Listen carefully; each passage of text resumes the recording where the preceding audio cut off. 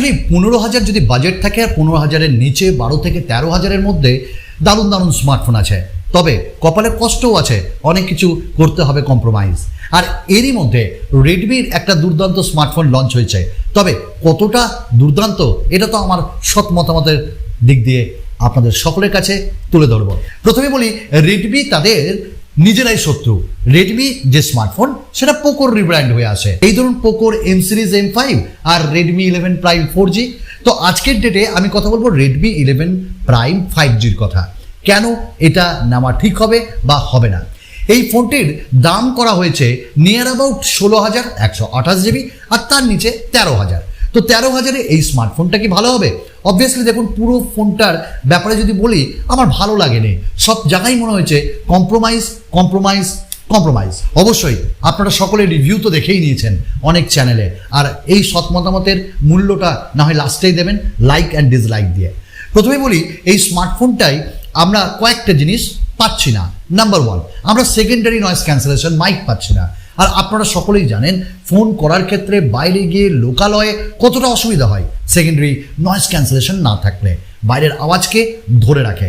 দ্বিতীয়ত, আমরা এই স্মার্টফোনটিতে ডুয়াল স্পিকার পাচ্ছি না। আর ডুয়াল স্পিকার না থাকা মানেই যত ভালোই ডিসপ্লে হোক, ওটিটি প্ল্যাটফর্মগুলো আমরা ভালোভাবে এনজয় করতে পারি না। আর এখান থেকে মনে এলো ওই ওটিটি প্ল্যাটফর্মের জন্য ডিসপ্লে, তো ডিসপ্লেও তো ভালো দেওয়া হয়নি।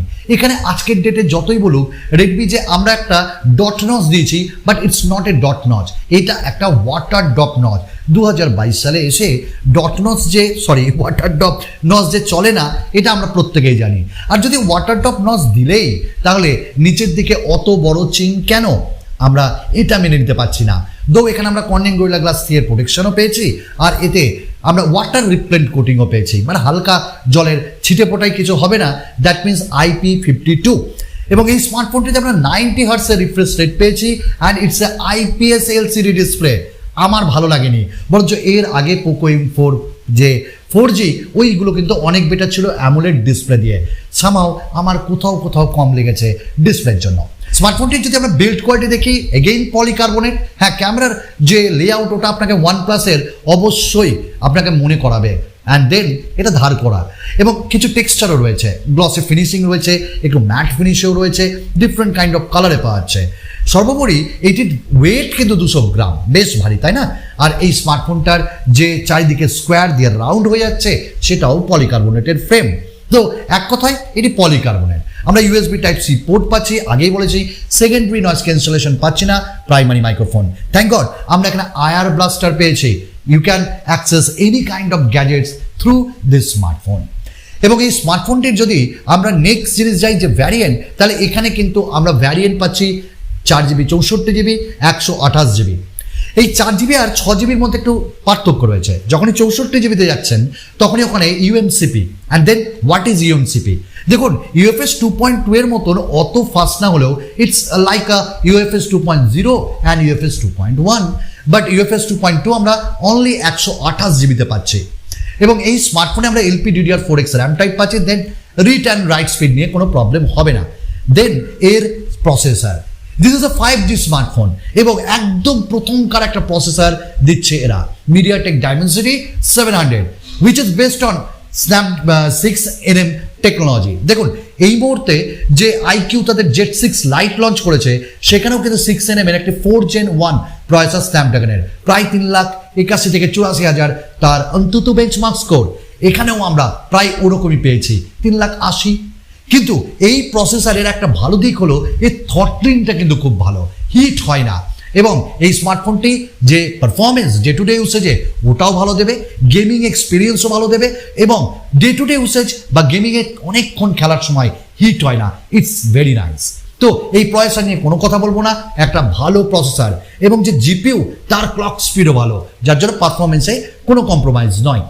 এবং এই স্মার্টফোনে আমরা আবার কম্প্রোমাইজ পাচ্ছি ক্যামেরায়। 50 মেগাপিক্সেলের সিঙ্গেল ক্যামেরা আর একটা 2 মেগাপিক্সেলের ডেপথ।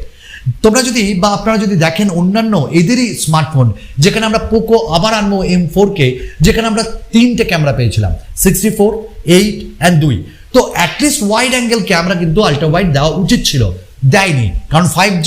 হ্যাঁ, it's a 5G smartphone, 4G plus carrier অ্যাগ্রিগেশনও রয়েছে। অ্যান্ড 2 মেগাপিক্সেলের ডেপথ নিয়ে কিচ্ছু হবে না। সামনে একটা 8 মেগাপিক্সেলের সেলফি।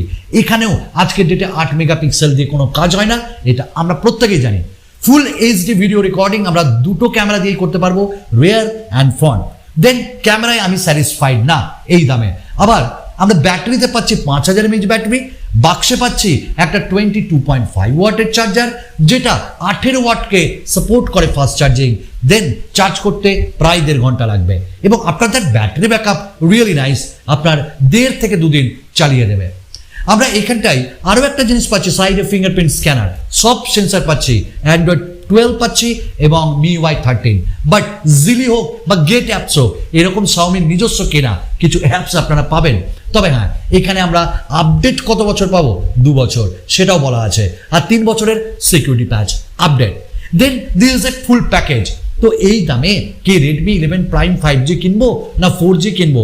দেখুন, আমি যদি খুব সততার সাথে বলি, 11 Prime 5G আমার ভালো লাগেনি, অনেক জায়গায় কম্প্রোমাইজ, অনেক জায়গায়। তার থেকে বেটার যে আজকে অফারে রিয়েলমি বলি বা আইকিউ বলি, এরা কিন্তু অনেক দামি স্মার্টফোনের দাম অনেক কমিয়ে দেবে, এবং সেই স্মার্টফোনগুলো আমরা কিনলে লাভবান বেশি হব।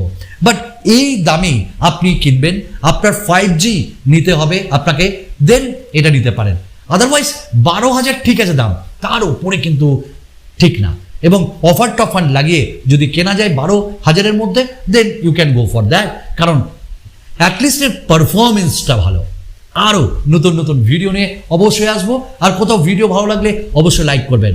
আবারও বলছি, রেডমির ফোন কেনা যেমন সস্তা, এটাকে টিকিয়ে রাখা ততটাই কঠিন, কারণ একটাই, আপডেটে প্রবলেম, বাক্সে ভর্তি।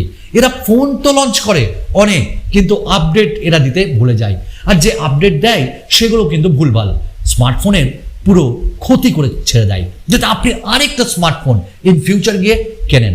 তাই বলবো, Redmi 11 Prime 5G তারাই নেবেন যাদের 5G দরকার, এবং যারা এর ওপরে উঠবেন না বলে ঠিক করেছেন। আদার দ্যান দ্যাট অনেক স্মার্টফোন রয়েছে আপনার কাছে খোলা অফারে, ওগুলোকে দেখতে পারেন। আশা করি সৎ মতামতের একটু মূল্য দেবেন একটা লাইক করে।